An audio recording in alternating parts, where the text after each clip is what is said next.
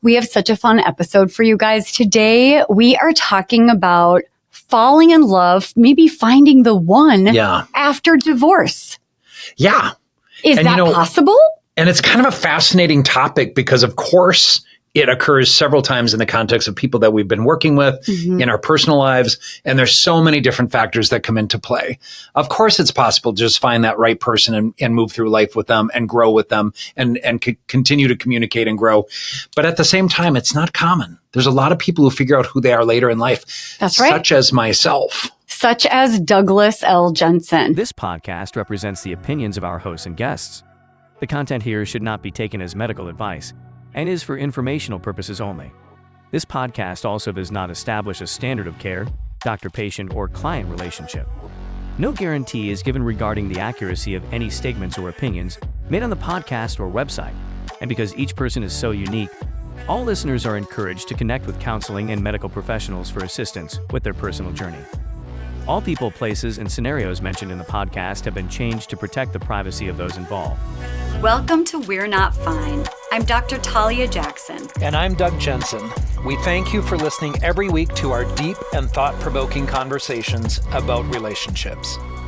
Hi, friends. Welcome back to yet another episode of We're Not Fine, the podcast where mental health meets relationships, which affects everyone. It really does. Yeah. Is there anything else besides mental health and relationships? No. It's all I do think there's some other options in this life. Science. But yeah. The end. That's not what we're about. And the question is, couples can stay together if they're growing together, Absolutely. But that's more of an exception than the rule, which is why divorce rates are so high and they're higher than 50%.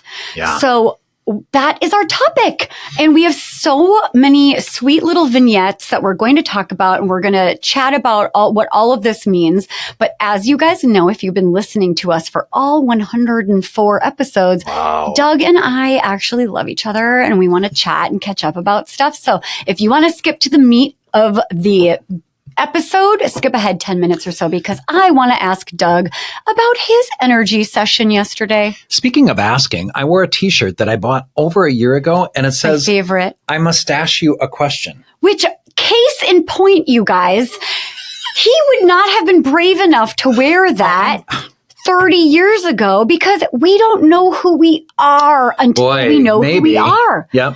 And now he has created a persona that is not for everyone, but it is for several people. Can I also say that no matter where I would go with this t-shirt, I would say, I must ask you a question and not be afraid if I'm driving people nuts and I sound like I've got dad jokes, because this is kind of a dad joke, but I really like it. And I am a dad.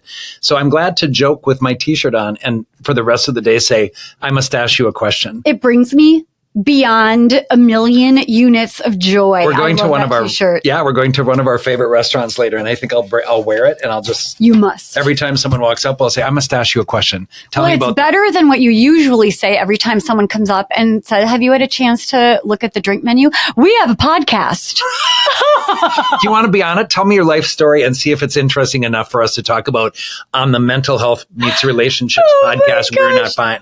But you know what's so funny about this? And then I have them look at it on their phone. Okay, this is what's so funny. So I have a subscription to this. It's a really cool platform called Podmatch, where it matches guests with hosts of podcasts. Doug doesn't know how to log in. And so he gets all of our guests from, they're either the servers, they're his emergency room doctor. That did happen, didn't it?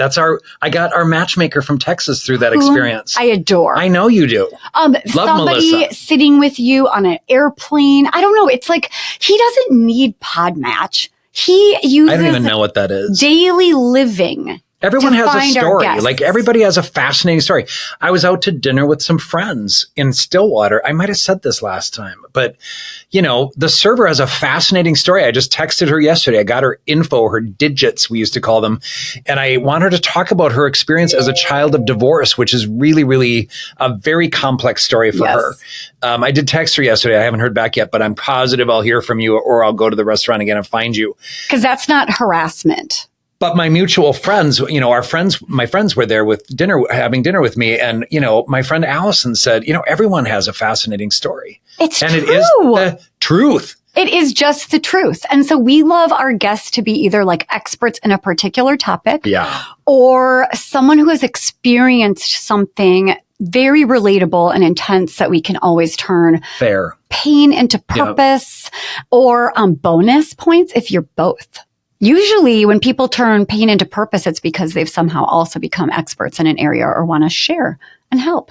Yeah. Doug, will you tell your people all about your energy work yesterday? But first, can I out you and read?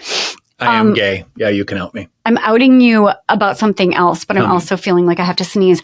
I'm going to read a text. From who? Actually, from me? I cut and pasted it right here. From you. This was my introduction to Doug having energy work yesterday. Ready? Weird. My entire body is crazy lethargic. She said there was flow blockage in my knees, a ton of bramble in my abdomen area, which was old versus new, and some energy issues in my heart and my brain. She told me to pay particular attention to my dreams. Hopefully, I bang The Rock, John Cena, and Jason Momoa all at once. But I'm putting this out there for several reasons. The first is I pretty nice much of you to share with us. Peed myself when I read this because of many reasons. The first being, if you really know Doug, he can get behind mindfulness. He can get behind relaxing your nervous system, but he cannot get behind abundance. He cannot get behind. I can get behind some of that. You're growing on manifestation. I don't dig how well, because I manifested those 3 dudes. I think it's going to happen. Me too. And he is not a huge fan of yoga and this entire world that energy work is a part of. But we are obsessed with, I'm going next to Nancy. I know you are. I have met her and I immediately knew. But this message was the funniest thing I've ever said. And I think I may have said something like, I always knew you had bramble in your abdomen. That explains everything. I'm confident that was the word she used. Like, when there's a lot of twigs, kind of. Bramble. All brambled. There's a bunch of bramble. So here's what I want to say about my own experience. I'm someone who, in kind of a normal, I hope, way, wants to experience kind of everything. I've been to psychics. Thank you, Kaya. I now have been to an energy worker who has been used by several of my friends. My friend Kelly used to office right next door to her in the same suite. And I was told, you have to see Nancy. So Nancy, I hope you're okay with me talking about this experience. I am so coming to you. I'm next. I have had some challenges lately that have not made sense to me. And so my friends who have gone to Nancy told me, you have to go. So and I love Nancy. I've known her for a long time. We see each other at events. She's seen me speak. She watches our podcast. She is a delightful, delightful person. I brought a friend to her who I thought could use some of that work about a year ago.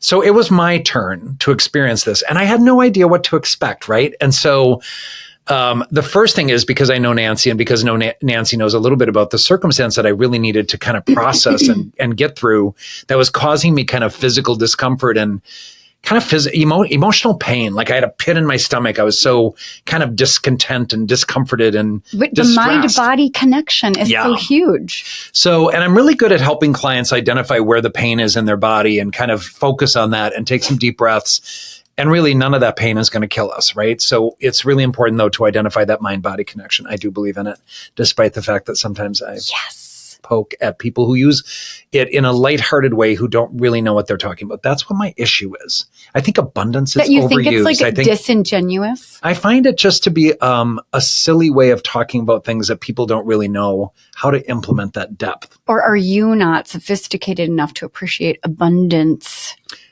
After this episode, I will tell you what abundance actually means versus love and how light. You use it. Oh my God. Yeah, that's not it. But let me just share about this experience. So, and again, Nancy, I hope you're okay with me sharing this. So I go in the first time. I went twice this week for very purposeful reasons, right? And so I spent the first hour and a half Monday night just talking with her. And I cried a little bit. I processed a little bit. It was very therapeutic. It felt like a therapy appointment in some ways. She's a very good listener, incredibly warm. And then I went back on yesterday.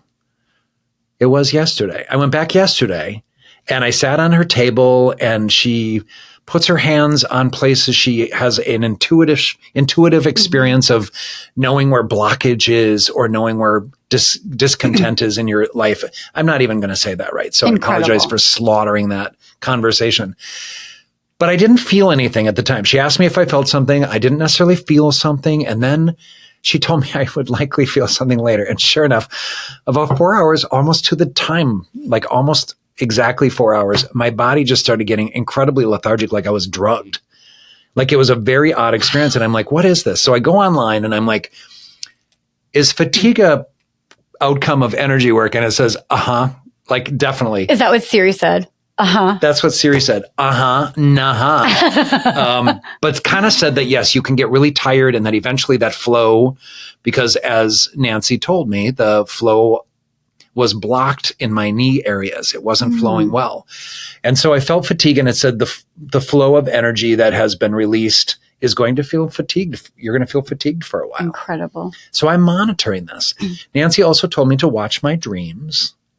And again, I Which did it not sounds dream like you're about. very excited for those. I'm very excited for the one that I Maybe described it's a because I am time release. manifesting. Maybe tonight's the night. If I go home and the three of them are on my porch, Then you will believe in manifestation. I will believe in manifestation and that things were meant to be.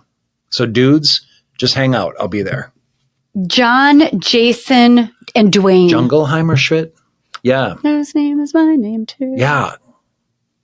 That's just, I'm really distracted now. Because now he's thinking about his potential dream. You know what's really sad is that everybody knows those are my three like fantasy people. That's right. So I've never told you mine. I know what your type is. How would you describe my type? Nice. Oh, wow. Get along with their mother. Well, is that like kind to animals. what do they say? Like, is it marry, fuck, kill? Do you know that story? I can imagine. Like, who would you marry? Who would you fuck? Who would you I kill? had a buddy who told me one time, there are people that you want to fuck and there are people you want to kill. Or marry. I'm sorry. Very different experience. I don't love that. I think you should marry the person that you want to have sex with in a hot way.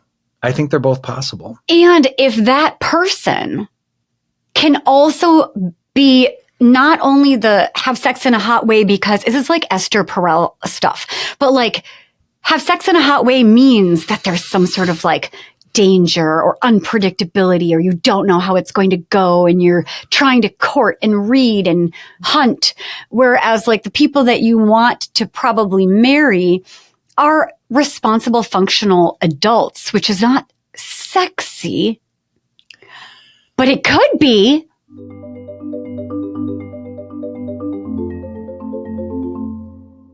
This leads us to this conversation. To the best conversation ever. Do you want to start us off? I do. So we're going to just, this is an unusual episode in that we want to just kind of read a number of vignettes. And I do think we should probably talk about each after. Yes, I love that. They're really short, by the way. So we're just going to go through people who have had that experience of the first person they married was not the right person. And, everybody knows about my 4 C's of relationships: chemistry, communication, compromise, and commitment. I think there are ways that we can increase the likelihood of these relationships being long-term. Growing together, communicating better.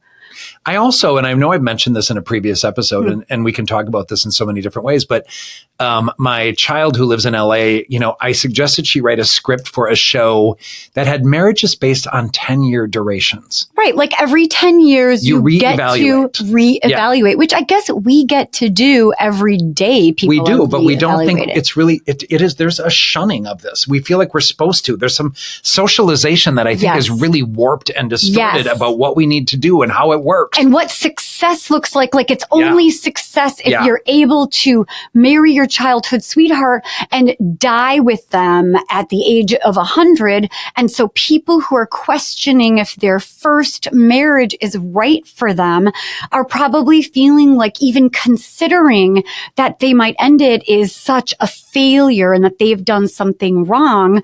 But we are here to just ask about the possibilities of, is it possible we didn't know ourselves at 20? Yeah. Is it By the possible? way, it's entirely possible and very likely. And is that okay? Can we forgive ourselves? I must ask you a question. Oh, here we go. No, here's what I want to say. I want to go back to the energy work. I have one more thing I forgot to tell people that is really critically important. And I've told you this. Like, Nancy also told me, my energy worker told me to pay attention to my abdomen area where my discomfort and pain, like the bramble, there are certain things that are causing me some discomfort, right? And when I feel that discomfort, it's in my abdomen. It feels like a punch to my gut. It feels painful. Like I can feel there. It just doesn't feel good. I have been testing myself since last night with the images of what generally in one of my relationships triggers my pain. Oh, yeah. And discomfort. This is fascinating. There's nothing there. That's so fascinating. How do you explain it? I don't know, except that like she sucked Nancy out all took of the away toxic she took poison. She got it out. You're de-brambled. So I'm going to keep going back and making sure my bramble doesn't come back because I'm sure it's going to try to grow back. However, that's fascinating. Like I literally tested myself over and over. Like imagine this happening. Like I'm even doing it now and I'm like, I got nothing. There's no deep pit in my stomach. There's no pain in my stomach. And when she said it was an old bramble. Yes, that's right. From like. Which makes sense to me. That's where our. Olden times. As a therapy, that's an interesting thing. Like, I don't know. Maybe a past life. Past life or maybe something else. But yeah, it's probably old. It might be old. And, I do believe that our childhood kind of forms some of those things that trigger us in terms of our attachments and relationships. So anyway, let's start. I must ask you a question. What's the first I don't even need to ask vignette? you. I'm going to talk a vignette first. I love vignettes. So this first person writes, I first met him during my first year of college. While we only met a few times, we shared the same sense of humor. He was seeing someone else whom he later married. Oh. Fast forward 33 years later, we're both divorced and he looked me up. A long distance friendship ensued, but there were sparks. After a year of emails and talking on the phone, we went skiing together and fell fast for one another. We got engaged 9 months later and married 6 months after that. We just celebrated our 14th anniversary. He's my best friend, my everything, and my most supportive, helpful partner. We laugh together every day. Okay, that is the cutest thing I've ever heard in my life. And it brings up two very important questions. Tell me what those are. Mustache? I must ask you a question. Okay, so it does make me think that there are more than 1, 2, 3 soulmates. You are going to find your person. There isn't a person. But here I'm going to bring up another unpopular opinion, and I want to know what you think about this. Okay, here's my theory. You marry someone that you think is the love of your life, and they very well might be. But what destroys that relationship is going from this like passionate in your 20s or 30s, this like passionate, lusty affair where you meet without a single responsibility in the world. You are footloose and fancy free. Maybe you're in high school. Maybe you're in college. Maybe you're just like single with a job and a dog. Nothing to worry about. Not a care in the world. You fall in love. You have a mortgage, you pick a neighborhood, you find furniture, you get a pet, you start traveling together, you have financial strain, you have a few children, one of your kids needs a special school because they have dyslexia, you have in-laws that are driving you nuts, you've got traits that are annoying each other that only come up around co-parenting because life is hard. So person A that this person married, what if he had been the one? I actually have no idea who's the gender and what the person is. Correct. But if person number 1 was person number 2 in this vignette, would she have, let's just say it was a she because I don't remember, have fallen madly in love with the one that she happened to choose for the first time around? Because the second one would have been a nightmare because all they had to do was real annoying life stuff. And then your kids you're empty nesting and you don't have to do taxes together. And then all of a sudden you're ready for a love affair. Tell me what you think of that.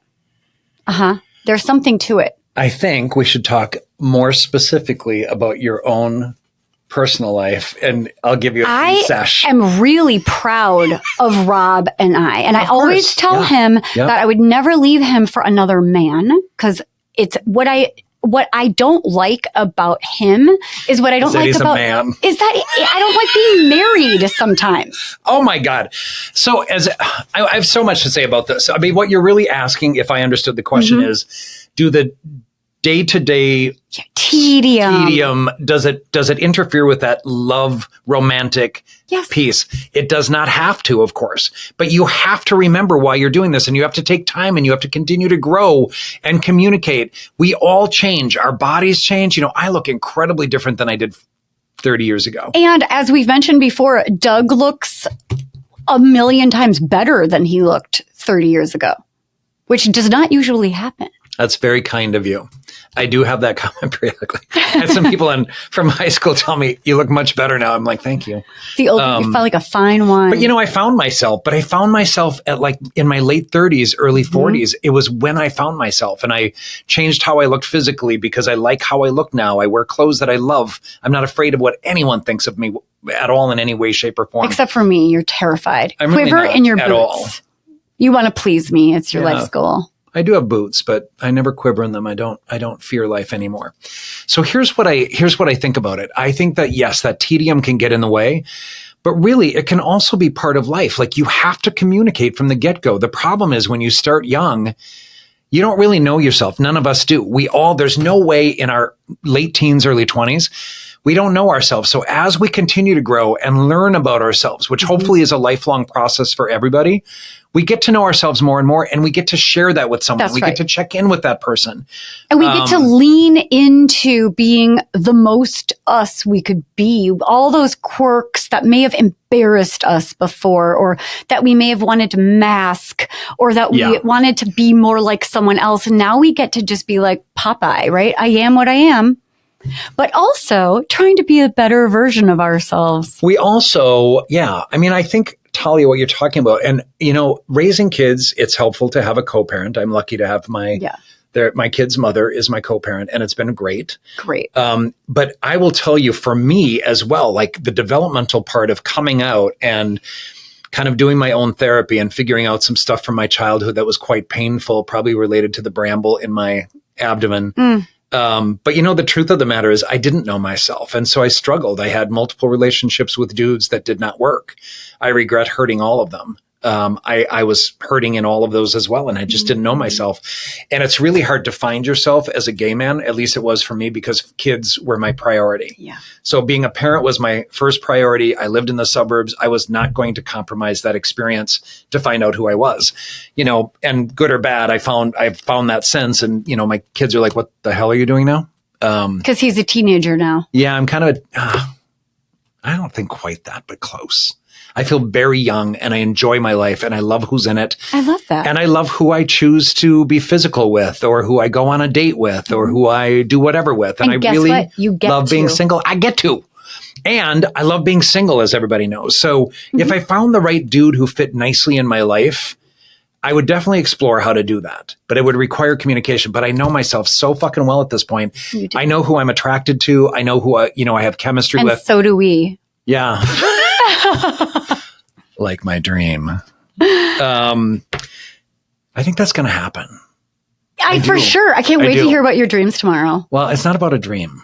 Oh, it's actually it's not just dreaming about them. You're actually manifesting that. Yeah, they're going to be sitting on my porch. Of the hottest men, if you like thick necks, are going to be at your doorstep. I do. When we're done with our dinner. Yeah. Should we move on to the next vignette? Does Jason have a beard now?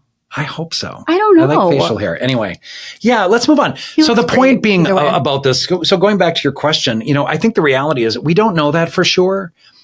But I think obviously something was happening in this relationship where this woman was not happy. And I think we do pick people who are good co-parents, and we pick people at various times in our life for a different reason. But I really tell people, do not sacrifice chemistry, even if you're 19 or if you're 50 or you're 80. Do not sacrifice chemistry. You want to kiss that person. You want to like how they smell and they taste and they feel and all that sort of thing. 1,000%. Yes. And you can still have that throughout. I mean, one of the ways that I look at like my relationship with Rob is I really want to make it through the parenting part of our beautiful boys because I want divorced Rob. Like I want to be with him when we're empty nesters. I want to travel with him. I want to go on adventures. I want to go out to eat. I want to be footloose and fancy free, just like we were before. And then you have a podcast, we were adults. a pod spouse. I have a pod that also serves some of that need. My everyday chatting need. I have all my needs met and more. All right, friends, here is the second vignette. After 15 years of my husband having repeated online affairs, I found myself a single mom of two with a wounded self-esteem and a vow to focus on my kids. Fast forward to my youngest daughter's senior year of high school, and the guy I dated very briefly in college, who was the good guy versus the bad guy. Oh, she chose the bad boy. Okay, got it. He reconnected with me on Facebook, and we had similar stories of love and loss and instantly hit it off. It's a little bit like your first vignette. This is so cute. It is very cute. So I'm struck by something. She picked the bad boy, and the good guy came back for her. When he came to visit me, I was head over heels immediately. We dated for 2 years, long distance. We both got married during the worst part of the pandemic, both in our 50s.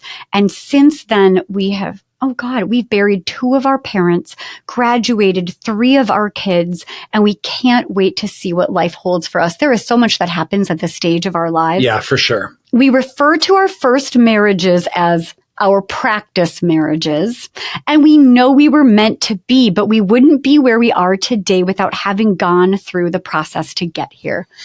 I love that. You know, what's so interesting is it's like if these people came into our office, we would have so much curiosity and so much to ask them. But I want to make 2 comments and then an observation. One is, you know, I appreciate that you own that, you know, multiple online affairs, et cetera, kind of take a toll. If that's not the agreement the 2 of you have, I mean, there's a lot of ways of doing ethical non-monogamy. There's a lot of ways of doing polyamory. There's a lot of ways of doing monogamy.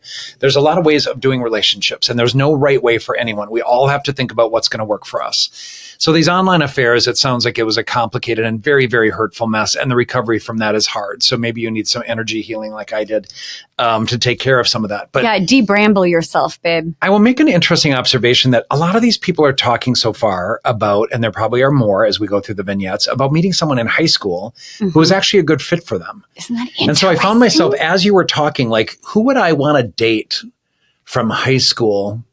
But you might not have, if you weren't out to yourself in high school. I was not. You might not have even, your eyes weren't even open to see the potential for you. Oh, they were not, for sure not. But I will tell you, I know which dudes.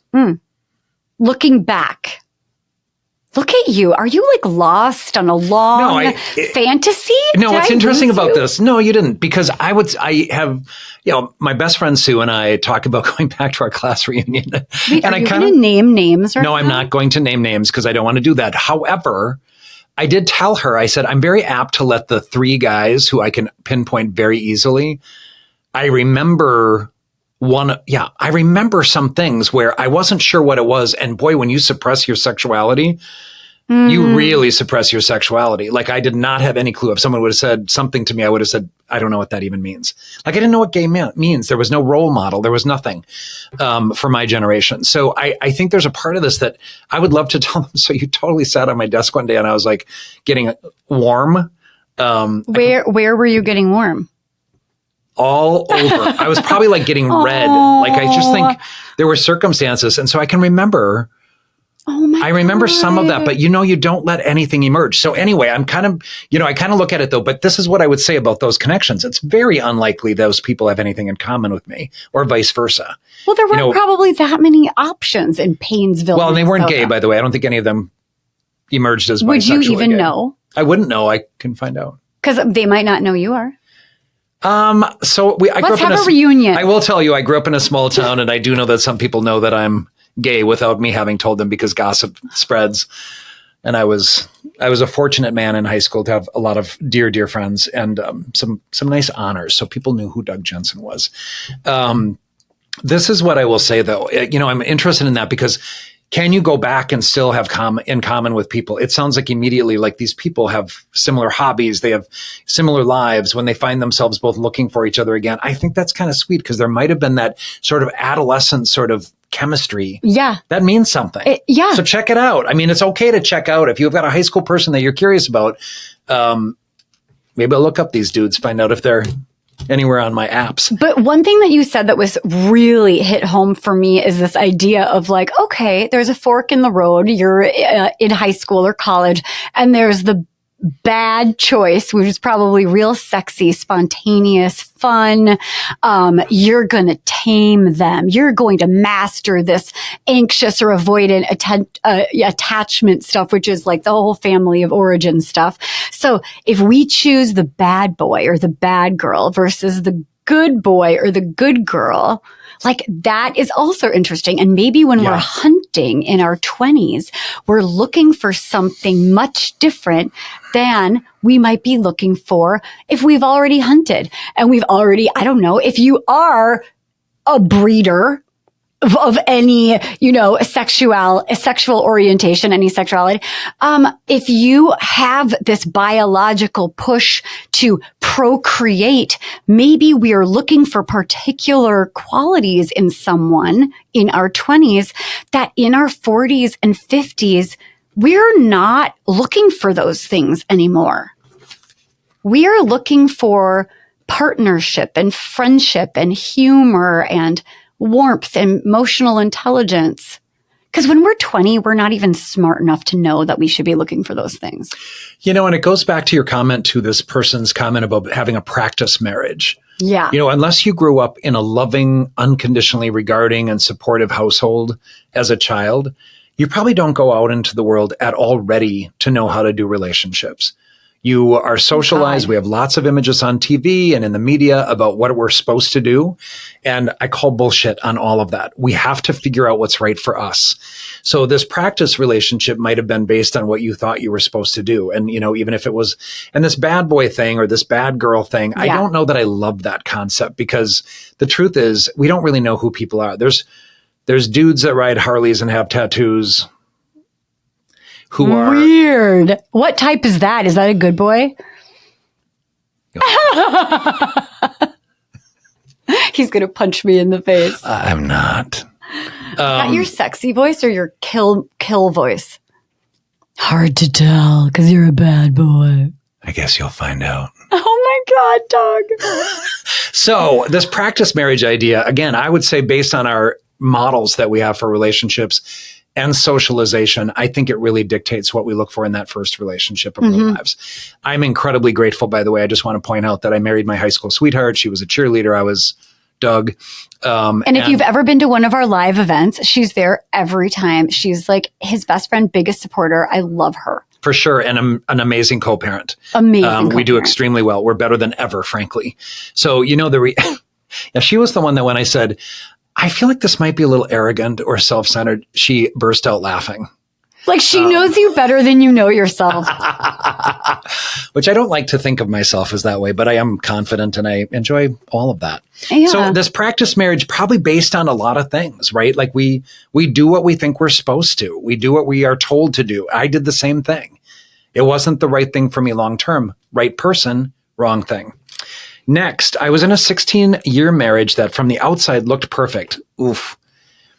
Inside, we lived as roommates with zero contact, affection, or intimacy for nearly 14 years. I realized that things wouldn't change during a Thanksgiving trip. I didn't know how the end would unfold, but I knew it would.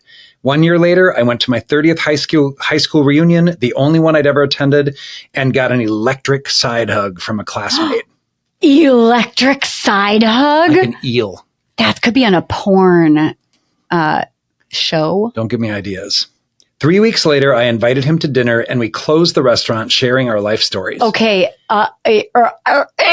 Did she tell her husband? I told him the darkest secrets I'd held on to since I was a child, and he held my hand across the table as I bawled my eyes out and said, I'm so sorry that happened to you. I can't change it, but I'm here now. Oh my God. I love him. Dump the husband. Is that bad advice? Wait, is that it? Yeah. I want to know more. Then what? Did she tell her husband? Did they get a divorce? Are they together? Is she having an affair? I must ask you a question. Do you think she should? I'm the one who has all of the questions. Okay, so it was perfect on paper, but 14 years without affection or warmth or intimacy, that breaks my heart. Why? Why for 14 years? Why is no one addressing this? That can't be good for anyone. They might have addressed it. Who knows? It really brings up a question, though, Talia, to me, which is like, do relationships require physical intimacy and emotional intimacy in order to survive and thrive? Okay, that is such a good question. Okay, Thank you. So I know that we are always talking about the emotional intimacy and then the sexual intimacy. Yep. And I tend to think, unless maybe you do identify as asexual, where it's really clear that I'm looking for a different kind of intimacy, but not sexual. But in my theory of the world, I feel like we need both. We need emotional and we need sexual. And it's okay if it waxes and wanes. But I think about even like in my 25-year relationship, it's like, even if we go through periods that are real hot and sexy and we go through periods that we forget the other person is even like living with us because we're ships in the night, whatever that is, there is always a like, longing isn't the right word. It's more of like I can't get enough of this person. I am drawn to be closer to them. If they're sitting next to me, I want to inch closer. If their hand is right in front of me, I want to touch his hand. Too close. Just kidding. Doug is like crawling on top of me. Were you jealous when I said that about Rob? No, I was just kind of see how you react. I thought I had a depth perception issue there for a second. No. But so is that intimacy, or is that the important part, or just feeling like you're drawn to the other person because you're attracted to their essence? This is such an interesting question that I raise.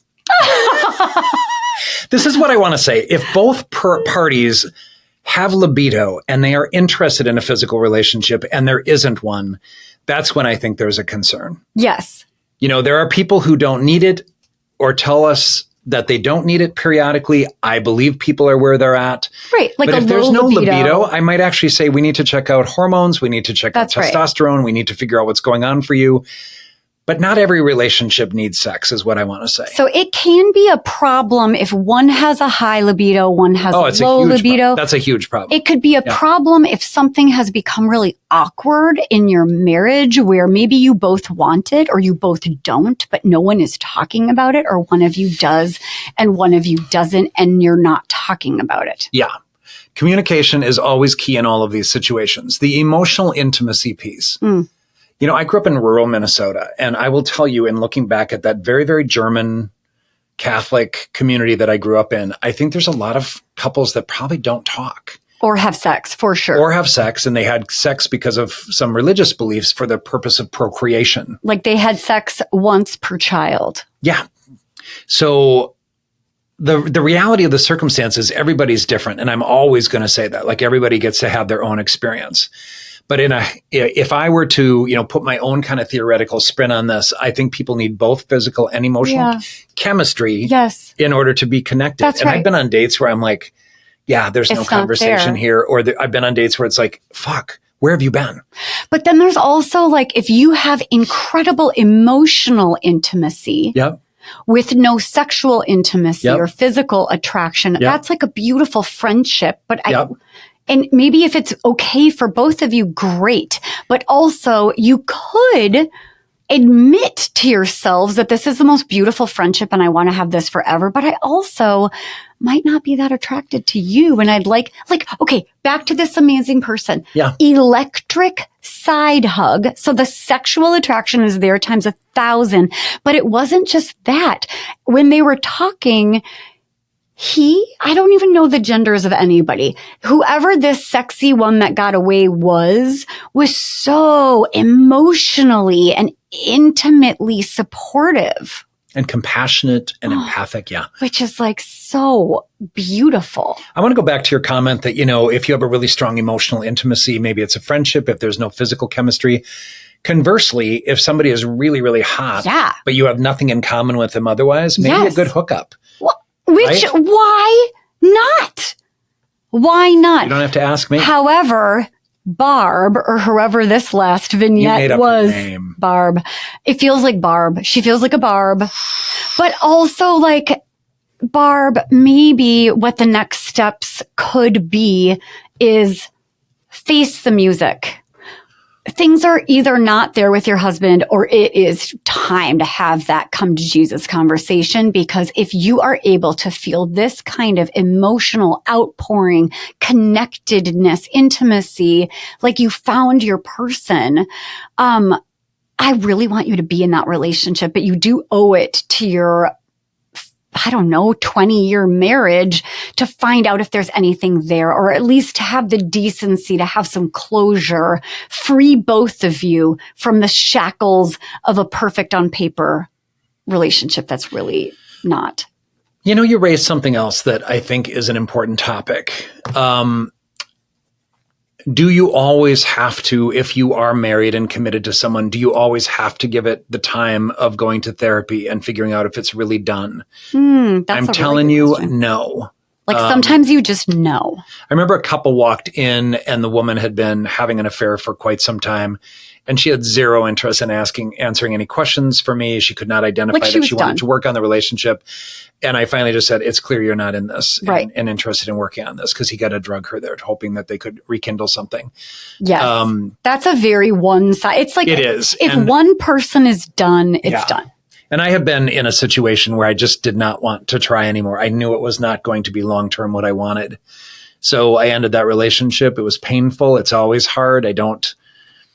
There's not a great way of doing that without any harm, because usually it's very uncommon that both people want out at the same time. But I just wasn't really interested because I knew it was done and I knew I wasn't being myself. And really part of that, Talia, was my own journey of figuring out kind of what my attachment was and why I picked the people I did based on my childhood and how I felt about myself and who I was. So, which I will agree, that is life-changing work. And if you have some questions about that, about family of origin, about why you maybe keep going after the same type of person, why things tend to end similarly, why you tend to be triggered, your nervous system is all out of whack, but to you it might feel like lust and attraction, but really it's trauma.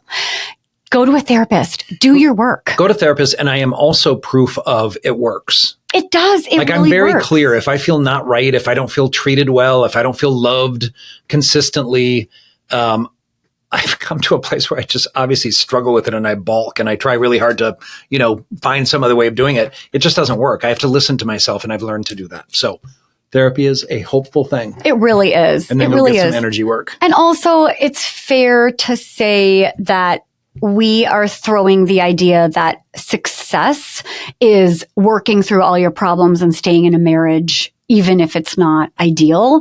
Success is you being with a partner where you feel like you can be fully yourself and not just tolerated, but celebrated. Yeah. Someone who's like obsessed with you. Even if you have annoying traits that you're working on, you will be someone that they feel like, I'm the luckiest person in the world. And research indicates that people who are in an unhappy relationship are really just less mentally stable. They live shorter lives, all of these negative outcomes of that, versus people who are single. Of course, if you're in a healthy, happy relationship, that's maybe the pivotal piece of that. But, but a relationship is not necessary to be happy and whole. Right. Just because you're in a relationship doesn't mean it's happy and whole. Correct. And that is not success. All right. We or agree. That you're single. You can be happy and whole as a single person. Or miserable and lonely. Yeah. Yes. Next, I kind of want to switch around the genders. I feel like we also have so many of these. I wanted 10 of these and we're getting through like 5. I think 5 is great. Well, okay. I think 5 is great. I'll do one after you then because we're just so talky. Then 6. But this is kind of we'll do 6. This is a fun, we love this. We love this stuff. Yeah. Give it to me. Yeah, go ahead. Okay, I'm going to switch. I must ask you a question. The genders. Okay. For fun because we have a theme that we don't need. Okay, I was with my ex-wife for 8 years. Just 3 months before our 5th wedding anniversary, I found out that she was cheating.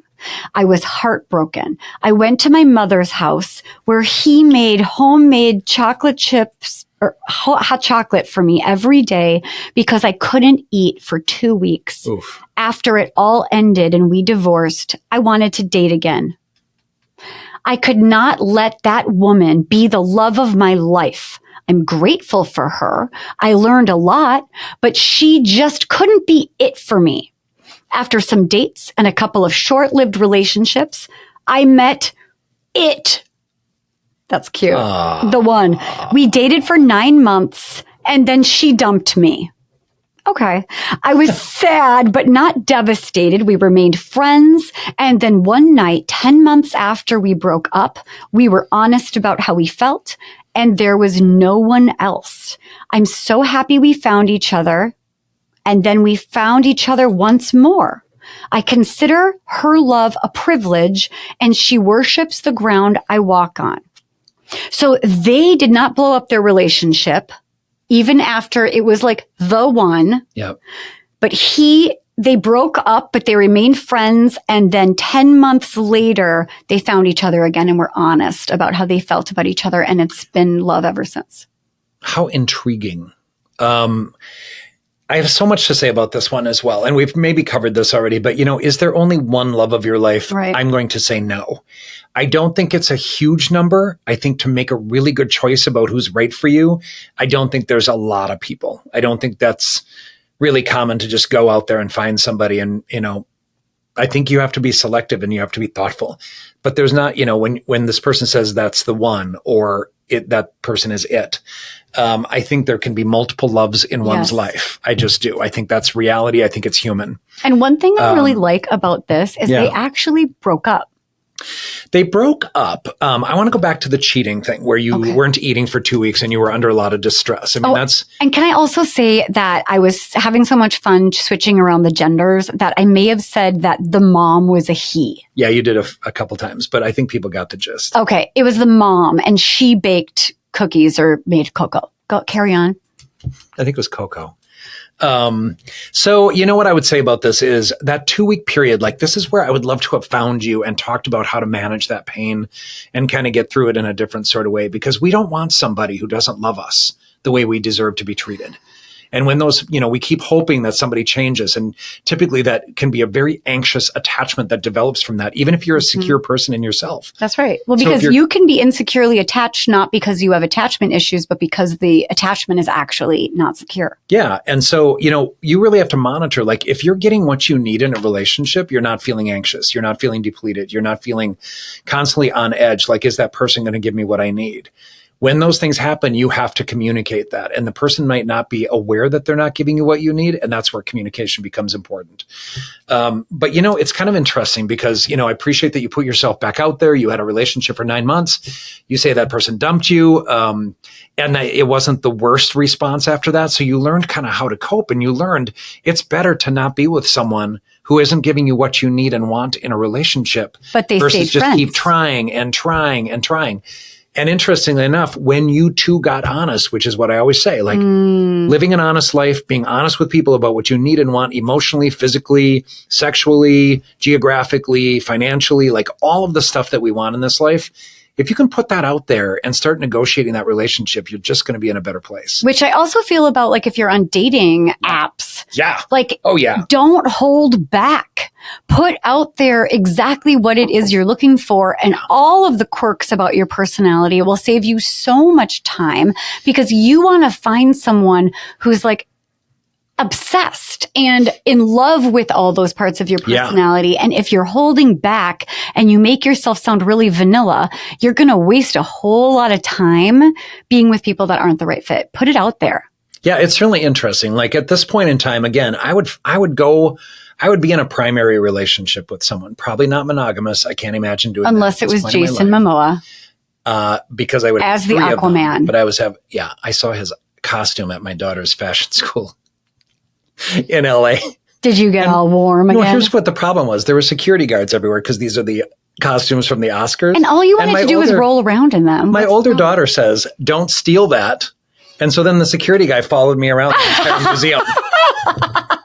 I mean, if anyone was going to do it, I literally did stare for a long time. That Aquaman suit is really something. Anyway, and he's a big guy.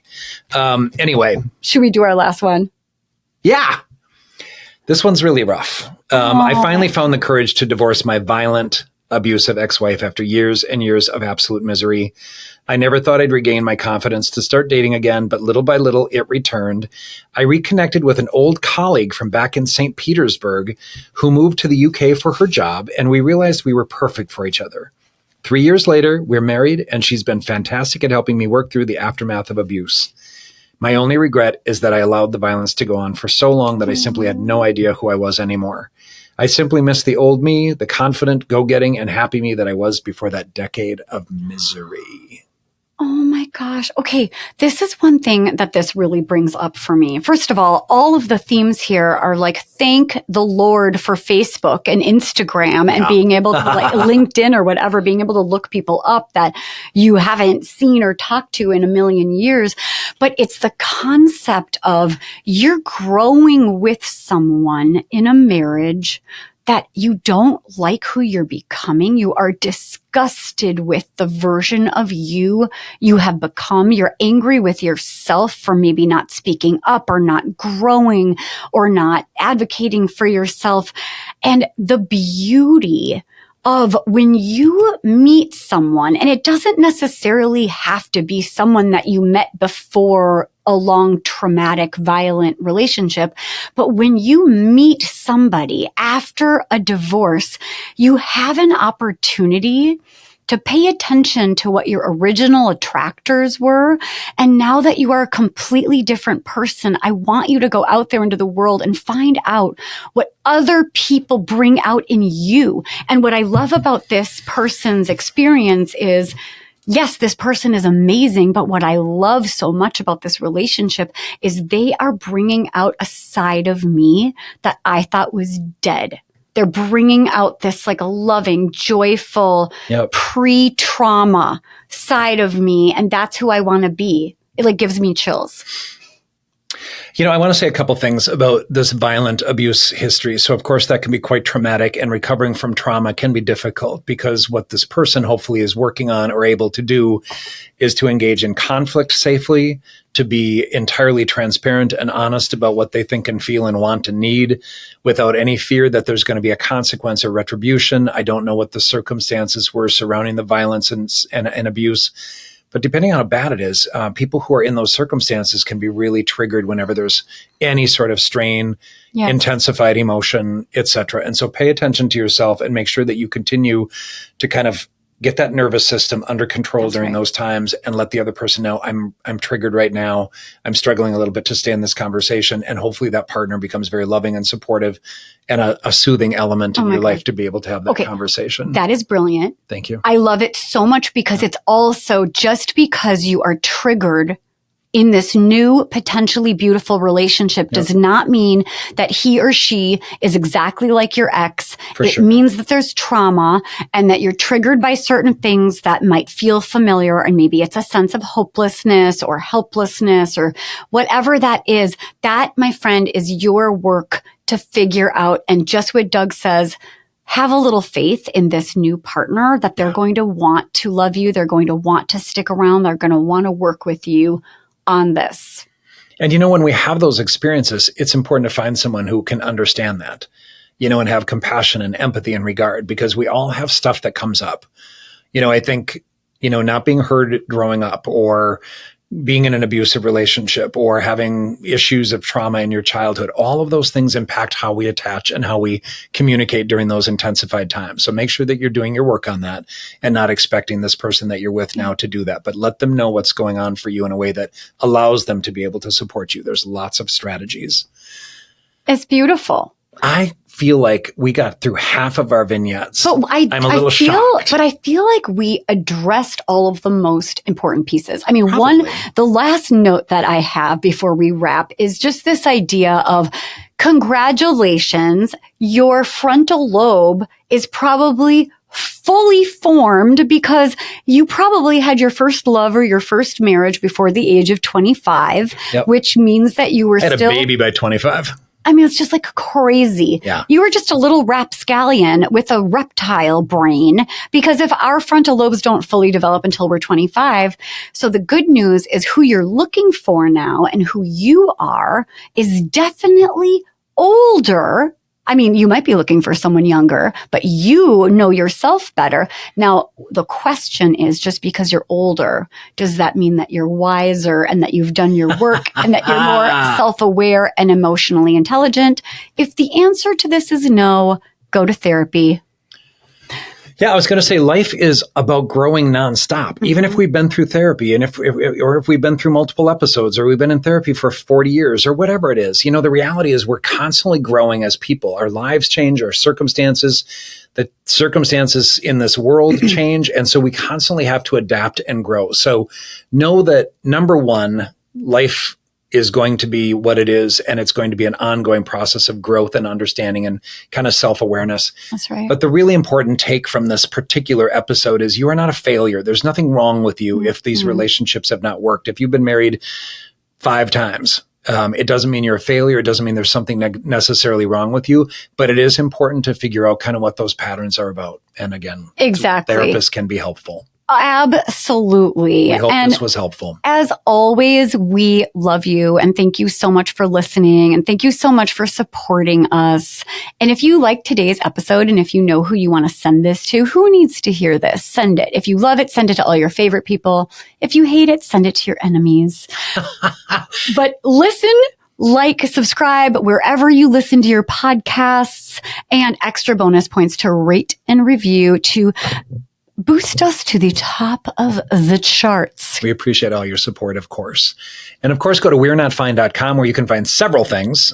You can find links to subscribe, which is critically important. I'm finding more and more that's important, that if you just go, you can subscribe free and you'll be kept up to date on all of our upcoming events.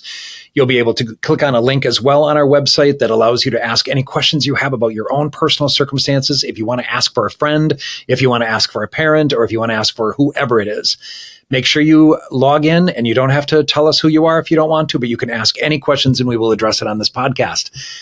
Thirdly, there's a Patreon option as well. And those are for people who want some special bonuses, some bloopers, some song reels, some extra bonuses like free merchandise, etc., or discounts on merchandise.